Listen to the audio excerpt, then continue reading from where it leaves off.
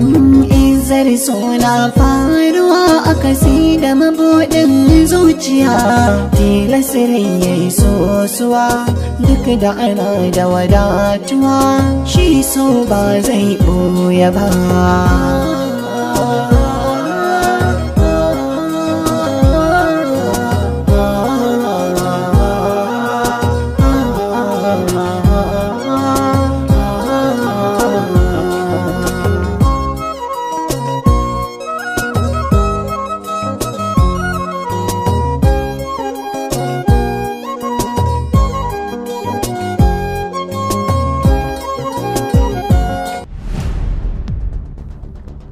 So kike a sauke ni daga mukamina ko kuma so kike a kore ni daga cikin wannan ma'aikatar? Daddy, ko iya haka wannan ya nuna cewa wannan manufar ba ta bace. Akwai ƴan ubanci da kuma wata kullalliya a ƙasa. To ai biki bari ma ta gama ba da hujjojin nata ba. Ki kama bakin ki shiru. Idan kika sake bude baki kika yi magana zan ci mutuncinki. Samu guri ki zauna.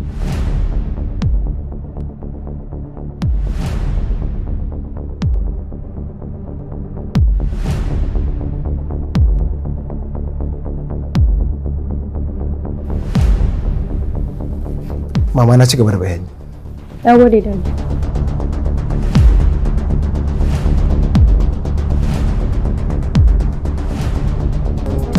Izar suna faruwa a kasi da mabuɗin zuciya, tilasirin ya yi sosuwa duk da ana da wadatuwa. Ɗaya bayan ɗaya na yi magana da ku a cikin ayyukan. Akwai abin da kuka tabbatar min tare da shaidar aiki wanda yake nuna wannan ma'aikata ba ta tafiya akan tsarin yadda mai ma'aikatar ya tsara ta, a bisa dokokin aiki da kuma ƙa'idodin aiki. Hajiya Nafisa ce kawai take amfani da son zuciyarta don ganin cewa ta wulaƙanta wani mutum wanda ya ƙi duka mata tare da dukkan wanda yake bin goyon bayansa.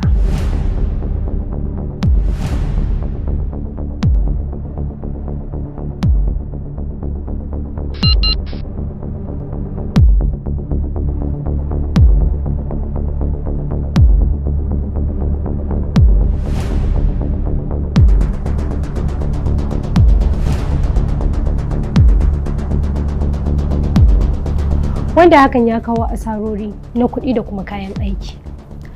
Har da ma asarar kwastomomi, wannan kamfanin yana fuskantar su.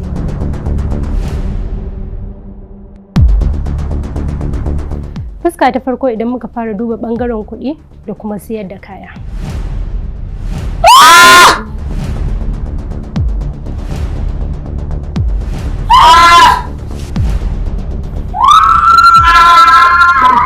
Me haka? Lafiya? Me yake faruwa? Ranka dade ina ga tana da mutanen boye ne ranka dade. To a dauke ta a fita da ita mana ka taba ta mana lokaci. A'a MD. Idan aka yi haka ba a mutunta mata ba. Ku mazan gaba ɗaya ku fita waje. Ku kuma matan ku tare akan ta ku taimaka karatun Qur'ani har a samu kanta.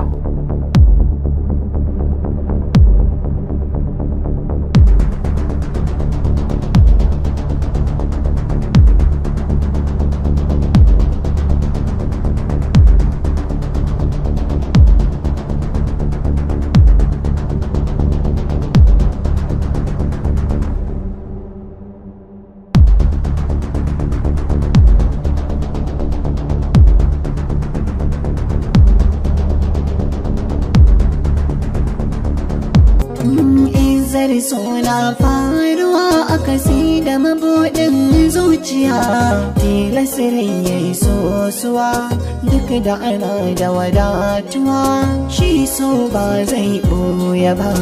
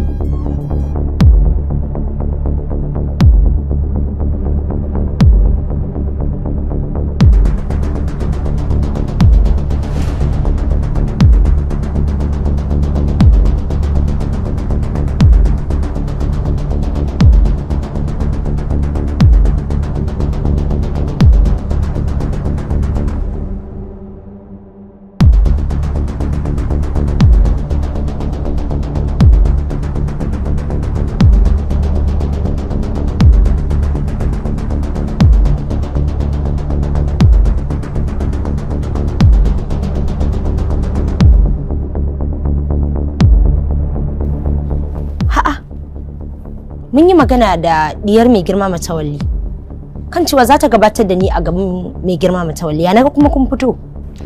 Wala wata irin matsala ce ta faru. Matsala? Menene yake faruwa? Wata ce daga cikin masu ofisoshi ta yanke jiki ta fadi. To mun sani ba ko iskokanta ne shine mai girma Matawalli ya ce mu dan jira a waje. Wallahi.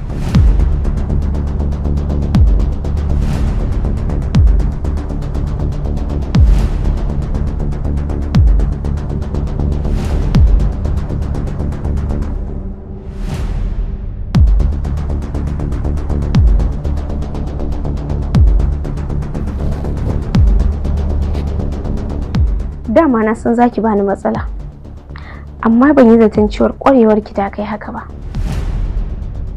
Shi yasa sakaci na ya baki dama a kaina. Amma yanzu zan nuna miki bambancin da ke tsakanina da ki. Duk wani kauɗin baki da zaki, mai girma Matawalli ba zai yanke hukunci ba. Zai yanke hukunci ne da hujjojin da zaki bashi a zahiranci. Ni kuma zan lalata wannan hujjojin naki yanzu nan ba tare da wani bata lokaci ba. Zan mai da ke makaryaciya a gurinsa, sannan kuma zan rusa kimarki da darajarki a idansa. Daga yau zan dasa masa shakku da kokonto a kanki.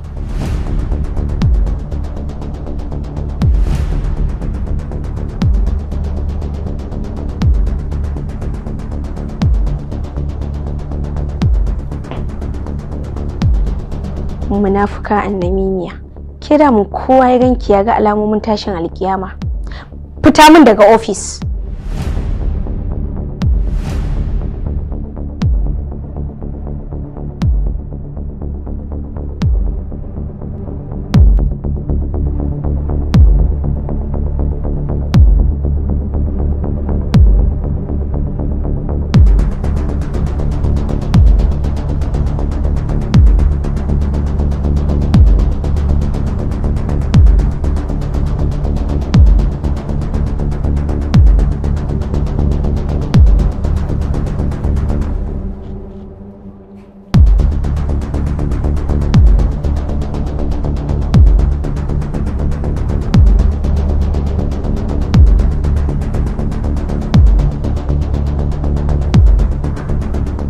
Na ce ba?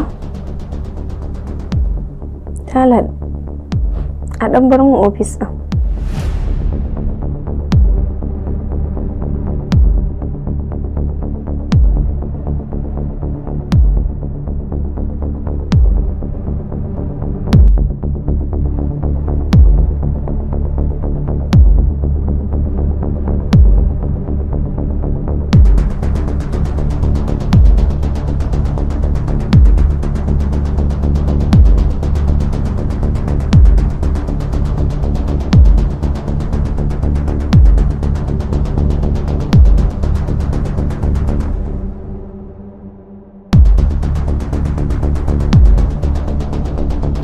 Ki yi haƙuri. Nasara ba ta samuwa sai da haƙuri da kuma juriya. Ranke daɗe, Zainab ta ci amanar ki kuma ta munafurce ki. Wannan faɗuwar da ta yi ne domin ta dakatar da wannan taron. Na fahimci haka.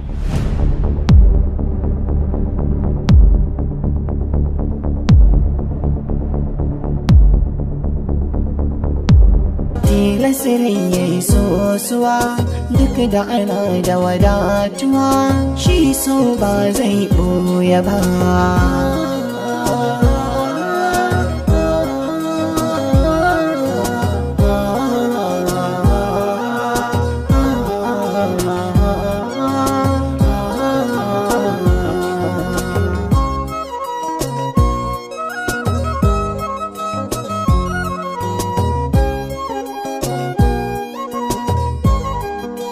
Allah ya taimake ka.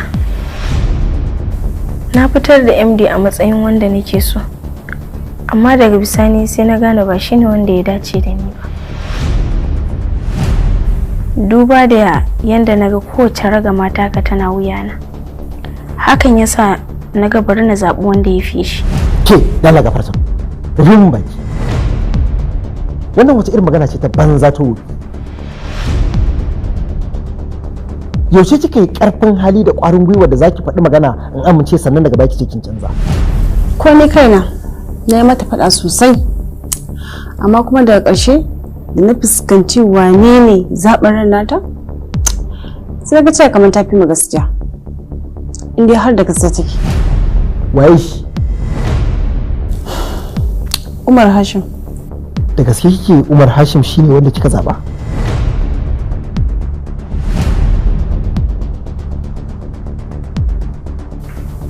Shi ne. Ki faɗa min ko menene kike buƙatar in miki, ni kuma zan miki bazata.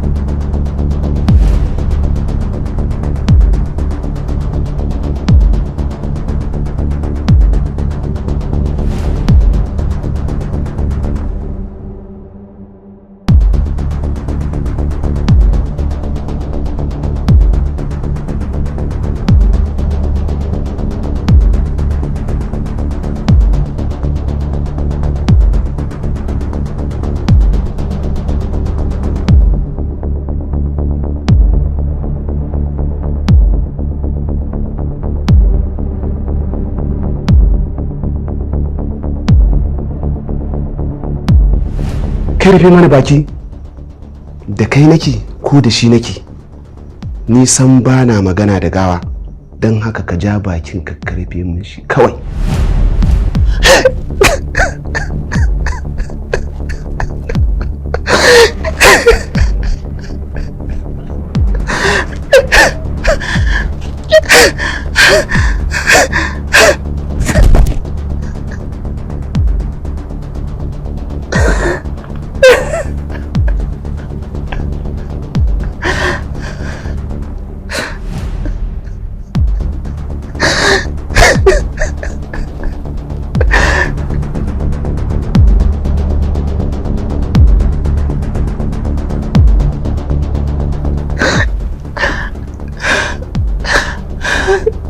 Dama baɗa yaji ya ce baya magana da gawa.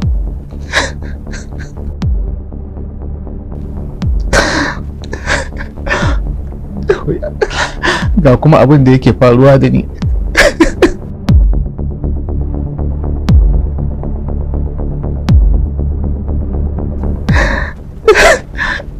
Ko iyaka haka Ubangiji ya nuna mu bawa duk abin da ya shuka shi zai girba.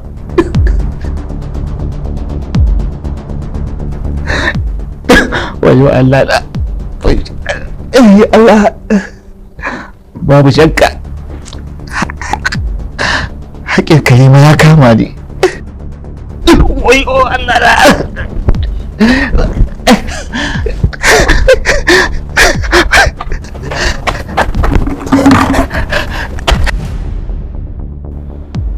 na yi matuƙar mamaki.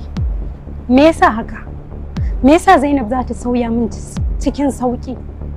Barazana aka mata ko kuma kuɗi aka bata? Ranke daɗe, ba na tunanin haka. Abin da ya faru da Zainab, iskokan gaskiya ne. Ba na gaskiya ba ne, makirci ne kawai. Amma me yasa kika ce haka? Tun kafin ta faɗin, na ga sanda ta haɗa ido da Hajiya Nafisa.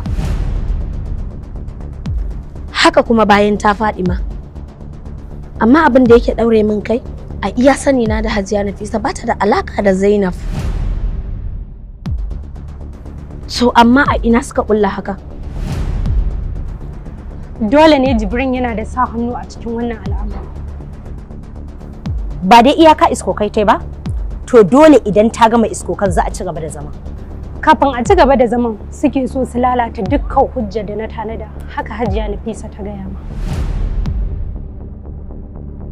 Wataƙila mu samu sauyin ra'ayi daga gurin mata masu ofisoshi. Idan kuma hakan ya faru, bai zama lalle mai girma Matawalle ya sauke ta ba kamar yadda muke bukata. Amma muna da yakinin Allah ba zai taɓa tozartar da gaskiya ba. Tilasirin yayi sosuwa. Assalamu alaikum wa rahmatullahi ta'ala wa barakatuhu. Ina wa kowa fatan alkhairi. Allah ya samu dace. To jama'a bayan hutun sati biyu da muka tafi na Izza So insha Allah mun dawo yau Lahadi kuma za mu ci gaba dora muku Izza So kashi na 75 insha Allah. Sannan ga 'yan downloading wannan ita ce poster ta season 7 wanda za su saya domin su rika sayarwa suna ɗaukar Izza So suna tura wa mutane. Ita ce kamar lasisi kamar yadda muka saba. Mun sabunta ta kamar yadda kuka gani ita ce ta season 7 wadda duk wani ɗan downloading ya kamata ya mallake ta domin a tuttura wa mutane shirin Izza So. Muna roƙonku da ku bi doka a zauna lafiya. Izza So kuma kashi na 75 yau insha Allah a tashar mu ta Bakori TV za mu ci gaba da kawo muku shi. Wassalamu alaikum wa rahmatullahi ta'ala wa barakatuhu. Nagode. Ema tarasu farko ya jarta kowa. Ema ba ku da tamkanan Nijar. Ema transfer ya jar kuke zamani. A cikin harkar balaguro Nijar kun fi kowa. Mota mai kyawo da kamshi. Ema mai AC kina da sanyi. Ema ga sharjar cikin takai tashi. Ema motar ba kamar ta gundadi. Ema direbobin ku ga sana nutsarci ba damuwa. Ai an ba su horo ba su kasada da rayuwa. Lallaba mota a sannu sai Ema transfer a jini lafiya a dawo da yardar rabbana. Ema transport voyager kuke zamani. A cikin harkar balaguro Nijar kun fi kowa. Ku ne lamba ɗaya fage na fita. Wannan sai Ema. Kotonu fara ku jama'a. Sun ce sai Ema. Malambil Lome Jamma. An yaba ma Ema. Akara Abuja Lagos sun ce sai Ema. Nijar ma kuna da fasinja gari gari. Tun daga nan Niamey har a garin Maradi. Tun daga nan Niamey mu dosa mai zandar. Ema a wajen tafiya ta fi tsara. Ema transport voyager kuke zamani.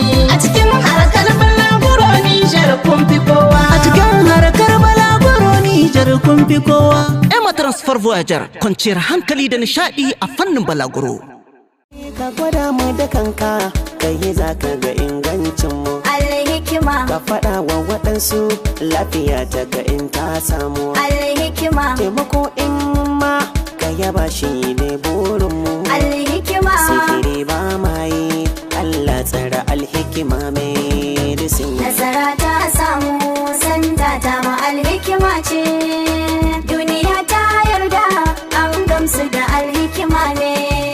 Farin cikinmu shine mu faranta muku. Al'ummar Najeriya da ma duniya gaba ɗaya, maganinmu na cibiyar alhikima tana yaƙan cututtuka kala daban-daban. Ina masu fama da matsalolin ciwon masa ko kuma ciwon typhoid ko kuma malaria ko kuma cututtukan da suke nakasa muku garkuwar jikinku. Lallai alhikima tana aiki da ilimi da kuma zurfin bincike wanda suka dace da likitanci na zamani. Da wannan dalilin yasa muke kara kira da babban murya ga al'ummar jihar Bauchi da kuma mutanen da suke Gombe da yankin Adamawa da Taraba.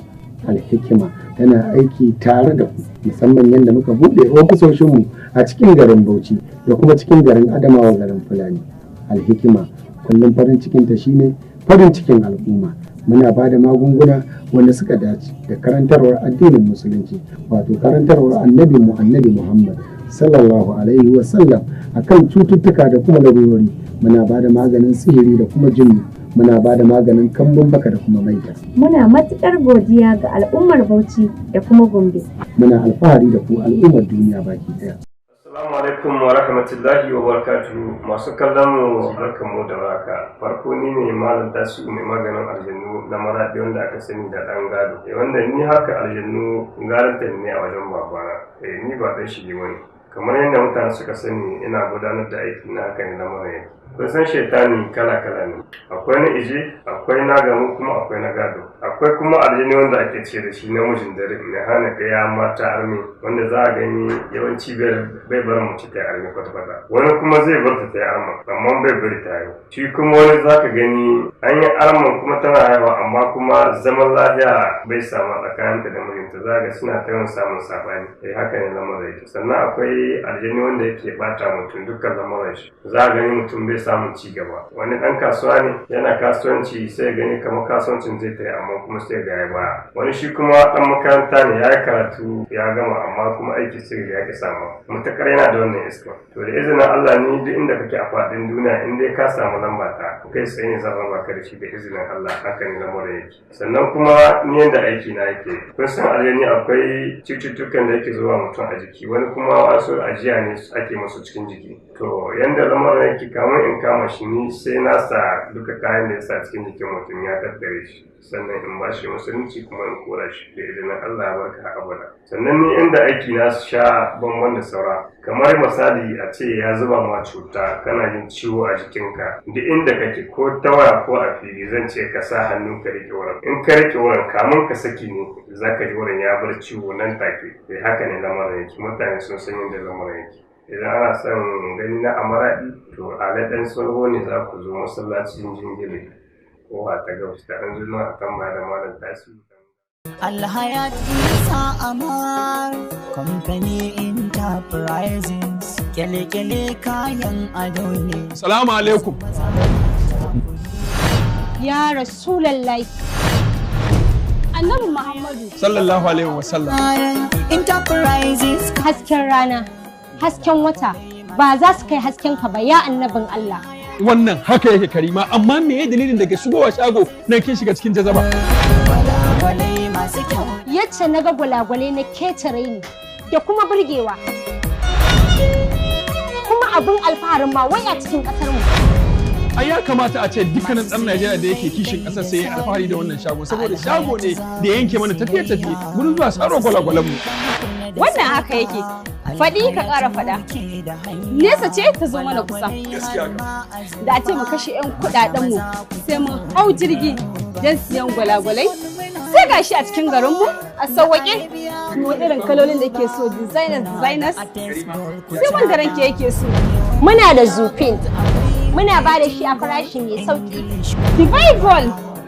Naira 33,000 by gram. Sannan muna da Romania. Shi ma muna ba da shi a farashi mai sauki. English Gold Naira 30,000 by gram. Wannan shine Artist Gold. Shi ma muna ba da shi a farashi mai sauki. Silver watan azurfa Naira 1,200 by gram. Baikon ke Naira 35,000 cikin sauƙin farashi. Sannan kada ku manta samari iri na 'yan gayu 'yan kwalliya kada ku manta akwai agoguna masu kyau akwai na gold akwai na fashion wanda duk ake bukata. Muna canjin gold to gold wato gold ya koma gold. Ku kawo tsoho mu canja muku ya koma sabo.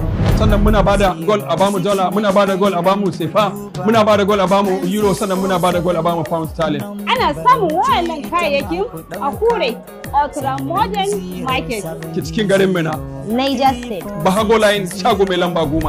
Alhaji Hayatu Isa Ahmad Enterprises za ku yi tuntuɓar makamman lamba mai haka 0800 33 70 28 45. Sai kun zo kar ku sake a barku a baya. Mun gode. Alhayat Isa Amar Enterprises kasuwar gwalagwalai masu kyau da kawa.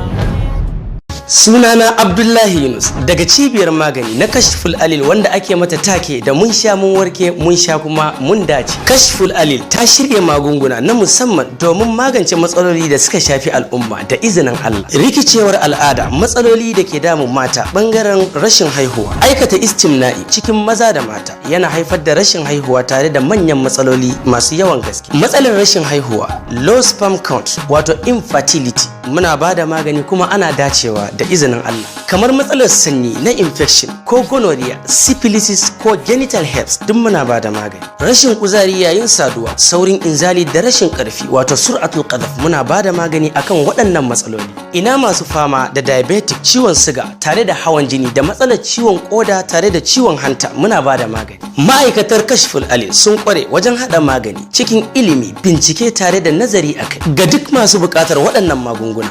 A ko ina kake a faɗin duniya za mu tura muku magani har zuwa inda kuke. Za ku iya kiran waɗannan nambobi a duk inda kuke a faɗin duniya. Ko kuma ku ɗauki waɗannan nambobinmu domin ku yi mana magana kai tsaye ta WhatsApp. Za ku same mu a Maiduguri babban layi gefen masallacin Yarbawa ko kuma a sabon lamba daidai inda ake gyaran fata Majema. Ko kuma a babban birnin Kano da ke ƙarshen titin Zuro Outpost Police Station tsohuwar tasha. sai kun zo.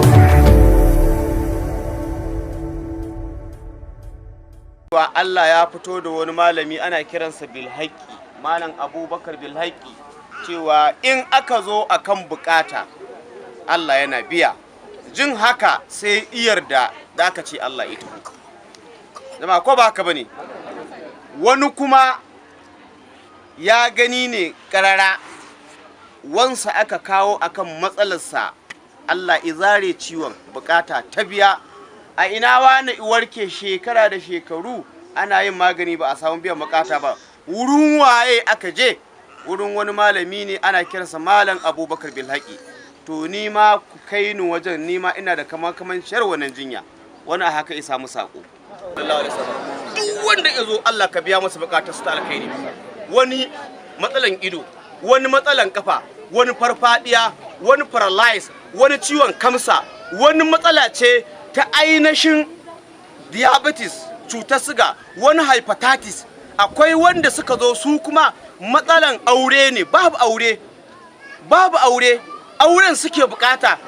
Ko kanku matan kun zama shaida, a kawo goro da cingan a raba a nan na auren mata da yawa. Wallahi kusan duk sati ne sai an kawo an rarraba.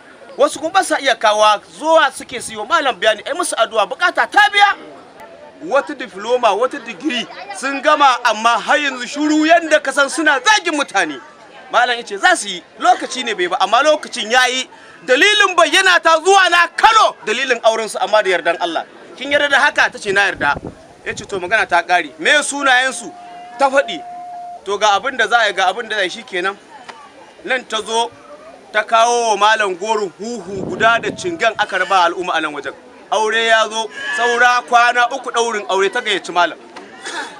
Mun yi tawassali ga Annabi Muhammadu sallallahu alaihi wasallam. Duk wanda izo akan bukatarsa, Allah kalamun ce ka.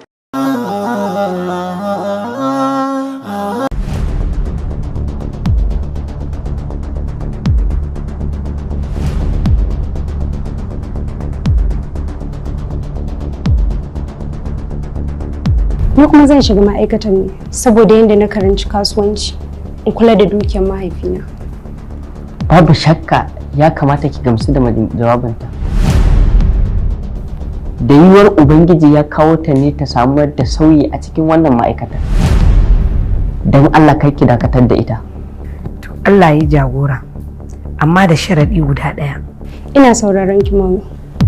Har idan mahaifinki ya baki dama zaki aiki a wannan ma'aikatar, to babu jayayya kuma babu ɗagawa ga kowa. Kuma duk abin da yake na gaskiya da amana a kansa zaki tsaya. Insha Allah zan kwatanta. Allah ya miki albarka Hajara. Amin, na gode.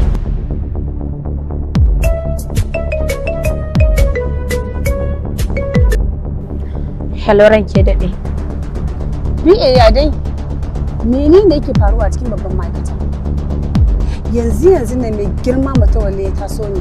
Gane na yanzu haka ina hanyar zuwa babban ma'aikata.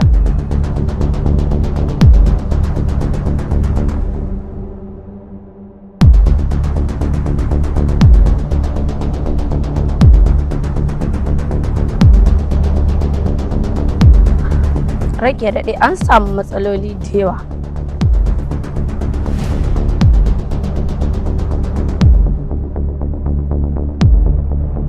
Shin an fallasa mu ne a gurin mai girma matawalle ko koya abin yake ciki?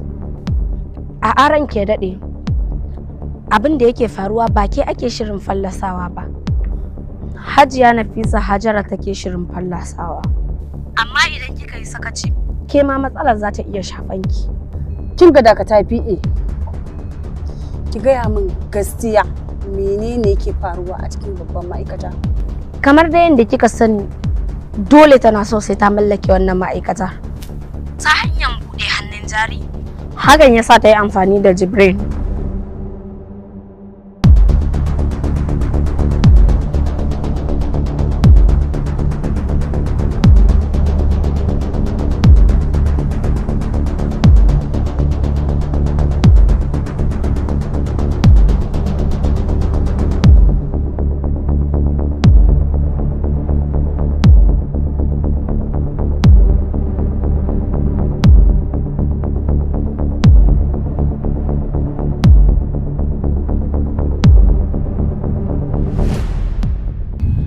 yasa da yawan mutane idan na amince musu daga ƙarshe sai sun ci amanata? Me yasa Jibrin zai yi haka? Duk da ya san cewa na samu matsala da Nafisa, amma me yasa ya dafa mata a cikin wannan shirin nata? Amma ko ba komai, hakan ma zai bani wata dama. Izar suna faruwa a kasi da mabuɗin Iro? Ranke da ne. Na samu daman da zan raba Nafisa da babban ma'aikata. Ranke da ne, wai me yake faruwa ne tun da muka shigo motar nan ni fa hankali na ba a jiki na yake ba. Kawai tukin nan nake, me yake faruwa ne ranke da ne? Iro, ka kwantar da hankalinka. Idan har mai girma Mutawalle ya kira ni ne domin ya tabbatar faruwar rigimar Umar Hashim da Nafisa, to babu shakka sai na tabbatar da ita. Wannan daman ita ce za ta ba mu cikakkiyar dama idan wanda zai maye kujeran Aliyu ya zo ya tsare kan kujeran babban ma'aikata. Kaga sai abin da na so za a yi a babban ma'aikata. Ranke dade, ba kya ganin ita Nafisa idan ta ga za ta bare mata za ta iya tona abin da yake faruwa tun daga karamin ma'aikata har zuwa babban ma'aikata? Ba zan taɓa bari ta samu wannan daman ba wanda za ta iya yin wata magana ba. Balantana ta iya furta wani zance a kaina? Domin zan tunzara mai girma Mutawalle ne ta yadda ba zai taɓa sauraron komai daga gare ta ba.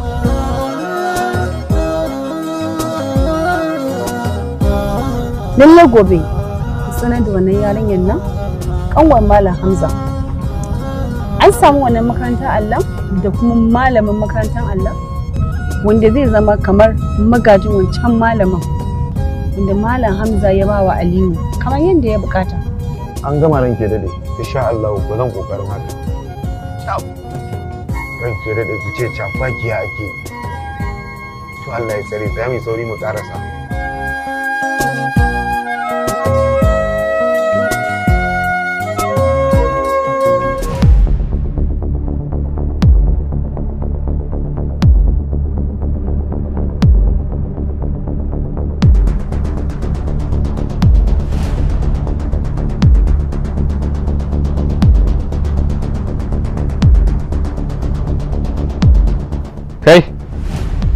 Kai kuma ina za ka je bayan ka san yanzu za mu koma da wannan yarinya ta gama shure-shurenta?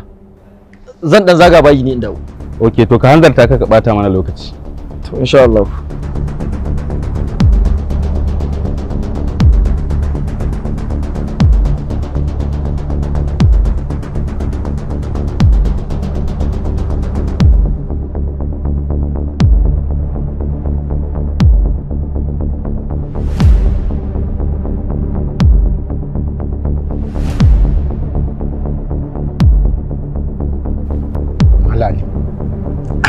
Yana da gaskiya, sam zuciyata ba ta yi da shi ba.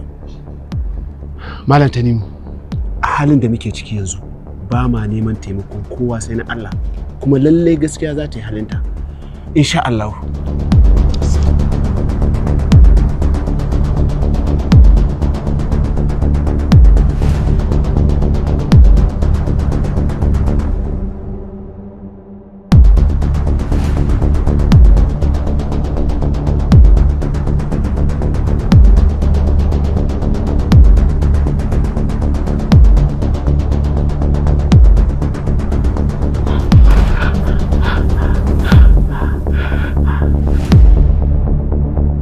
Da Allah na kuwa, me ne maka, me na tsare maka da zaka min haka?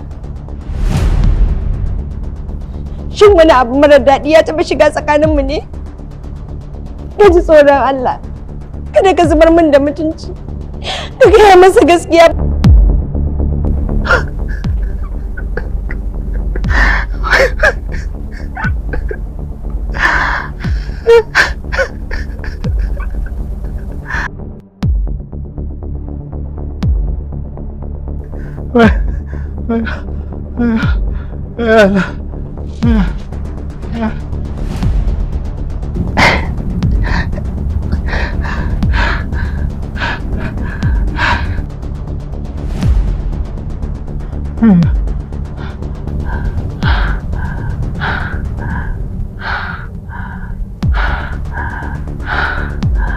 Ayo Allah. Ranka ya daɗe. Waya ake ciki ne? Anya ko Zainab kana ganin za ta iya dakatar da wannan al'amarin? Saudat, me yasa ke mun wannan tambayar? Bayan da ni da ku duk sakamako muke jira.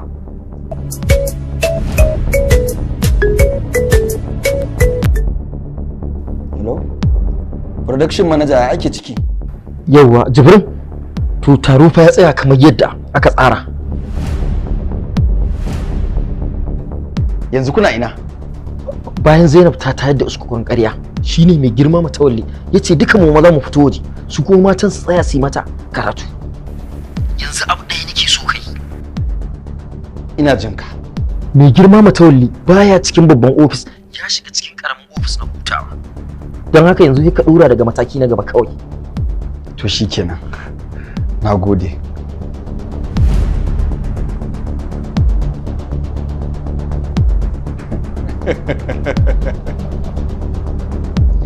Nadir ya gaya min cewa Zainab ta gama aikinta.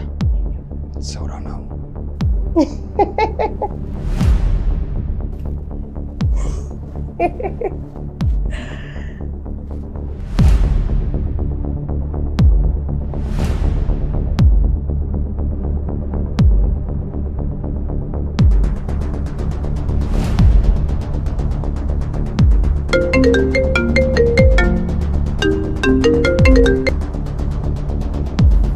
Assalamu alaikum. Jibril ne, tsohon chief accountant. Ina jin ka. Lokacin da Hajiya Nafisa ta buƙaci ki bincika mata fayil na PA wanda ta fitar da motar shinkafa da ke da Maryam da kuma Ismail Dadi da kuke aiki tare da su. Kun binciko adadin fayil guda 27. A cikin fayil ɗin da kuka binciko wasu an fitar da mota wani kuma mota 2. Amma da kika tashi shigar wa Hajiya Nafisa files sai kika ƙara rage kaso 2 a cikin 3 na fayil ɗin. Hakan ya nuna cewa da ke da PA bakin ku ɗaya kenan.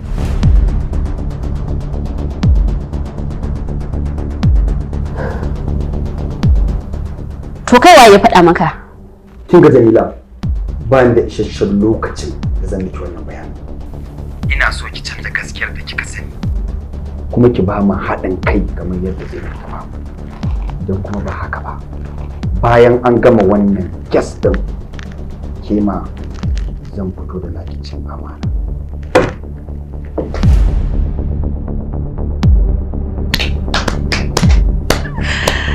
Da kyau Ubangidanmu.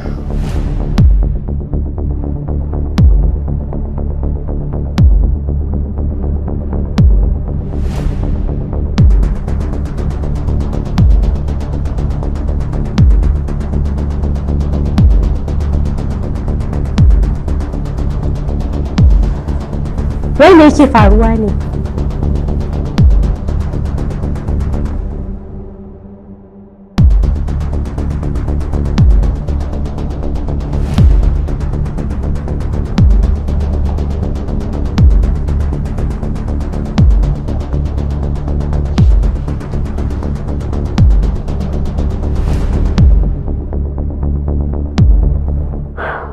Ni zan kubuta daga cikin wannan matsalar. Ke kuma idan biki ba abin da Jibrin ya ce ba, to zan hukunta ki idan har na fita daga cikin wannan matsala. Kuma zan hukunta ki ne da laifin da kika min na cin amana.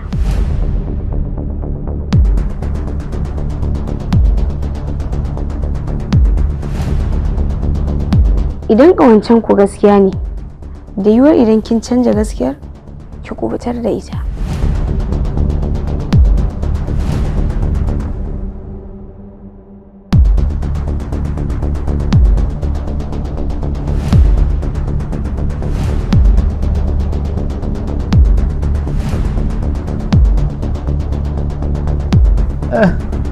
Wayo Allah.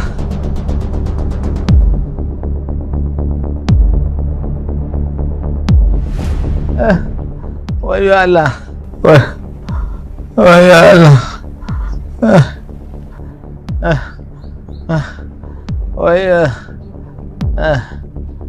Waya Allah na. Na kuwa? Lafiya me ke faruwa ka? Gashi duk kai kashi a wando. Guda nake. Na shiga ban daki ba san adadi ba. Tun na yi ka kaina. Gashi na kasa tashi. Naje ka taimake ni, ina ganin mutuwa zan, ka kai na asibiti. Haba, sai ya zan taimake ka kana cikin kashi jage-jage haka. Wannan ai sai dai yoga ya mutane su taimake ka. Kai. Ayya. Ayya Allah. Ayya Allah.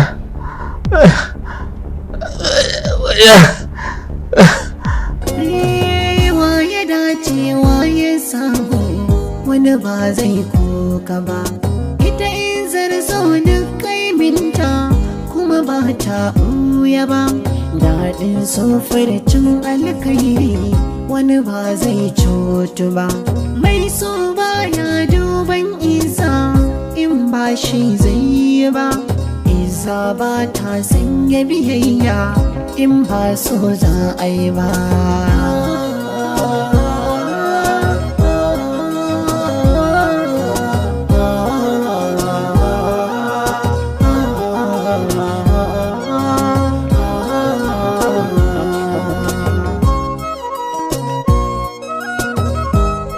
Baka da zuwa.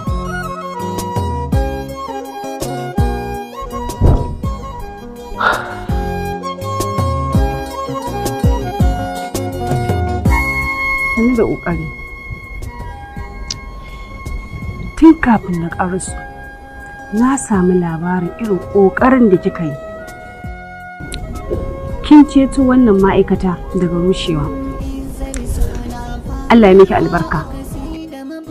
Sai yanzu na tabbatar da cewa mai girma Matawalle yana da magajiya. Babu shakka ke ce za ki gaje shi. Na gode.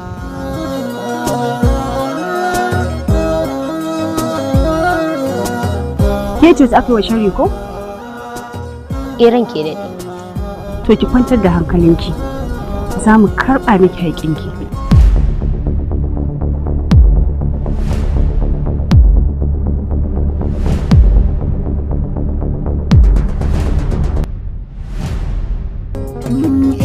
Suna faruwa a kasi da mabuɗin zuciya, tilasirin ya yi sosuwa duk da ana da wadatuwa, shi so ba zai ɓoye ba. Ga alkawari da ne miki. Biliskilishi?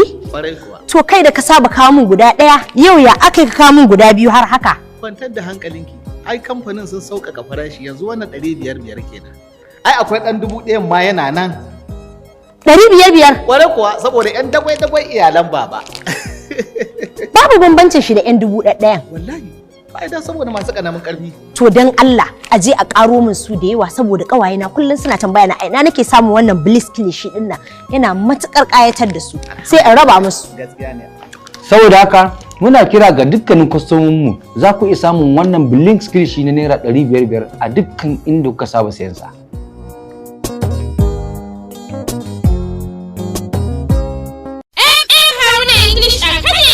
Shahararriyar makarantar nan wata ta yi fice wajen koyar da ingantaccen turanci da adabi a sauƙaƙe, wato Haruna English Academy sun fara ɗaukar sabbin ɗalibai masu koyon karatu da rubutu ko ɗaliban secondary schools, IJMB diploma, NCE degree ko ma'aikata masu son koyon turanci ko ƙara inganta turancinsu da literature ga maza har da mata. Kayan karatu da rubutu kyauta ne ga ɗaliban makarantar, suna da kayan karatu na zamani. Za ku iya samun fam da yin rajista ne kaɗai a makarantar Haruna English Academy kusa da makarantar CAS akan titin Airport Road Kano. Ana samun su kullum daga safe zuwa yamma. Ga waɗanda suke garuruwan da ƙasashen da suke nesa kuma za su iya yin Haruna English Academy ta hanyar online a danna www.mmharuna.com domin ƙarin bayani a kira 0800 36 28 08 70.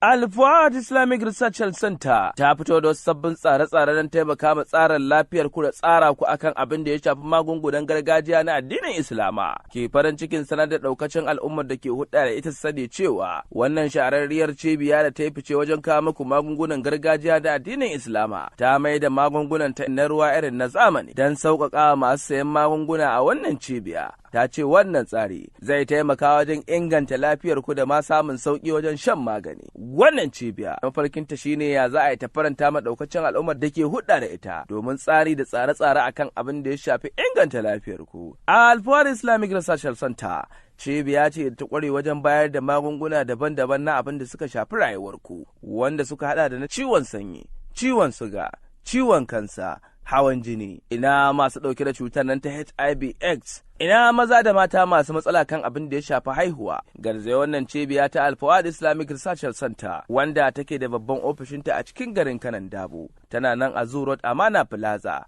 kusa da ShopRite da ke cikin Kanan Dabo. Take kuma aika magani a ko'ina a fadin Najeriya. Take da wani katafaren reshe da ta bude a cikin garin Maiduguri. Suke da kuma babban wakili wanda zai kai maka magani har gida. Wannan cibiya tana da babban ofishinta a jamhuriyar Nijar a cikin babban birnin Niamey, inda daga nan ne ake aika magani a duk inda kake a cikin jamhuriyar Nijar.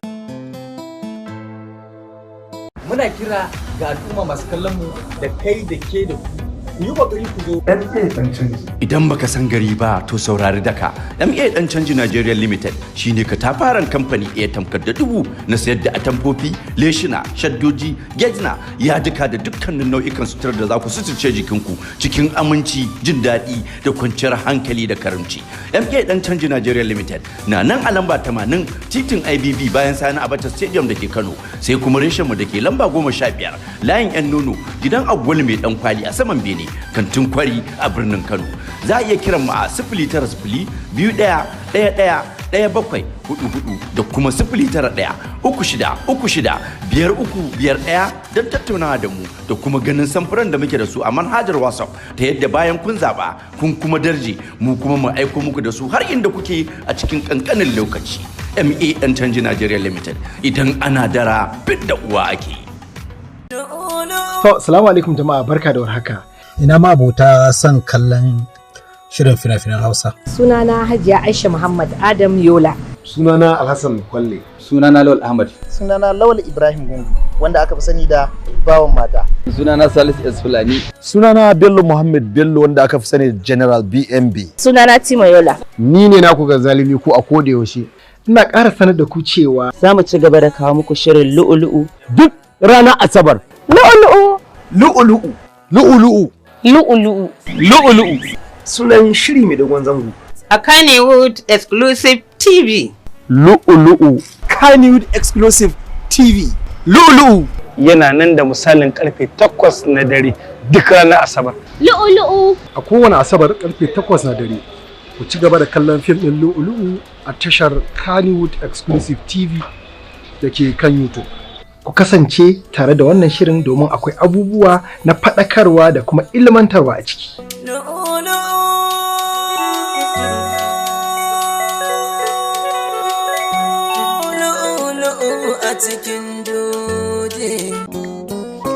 Turaren Inzaso Body Splash yana da daɗin ƙanshi. Ku nemi naku a kasuwa? Domin nima da shi nake amfani. Za ku iya samun wannan turare a kowace irin kasuwa da ke faɗin Najeriya, ta birni ko kuma ta karkara. Ku je ku nema domin jin daɗin jikinku.